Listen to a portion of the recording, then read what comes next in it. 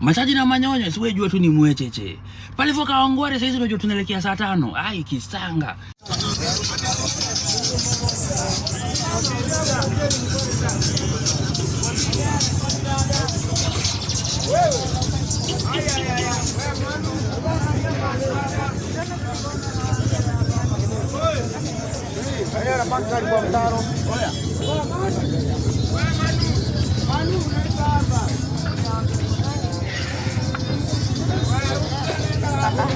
Sasa the big problem hapa ni huyu jamaa wa Subaru alikuwa amepea manzi yake hiyo Subaru aiendeshe.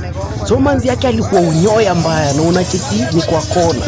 Mse wa Ndudhi alikuwa mbele yake akagonga mse wa Ndudhi akaingia mtaro. So kuingia mtaro mama akajaribu kuepa asiumize huyo mse wa Ndudhi, akaroll gari pia kapiga mtaro. So ilikuwa mbaya.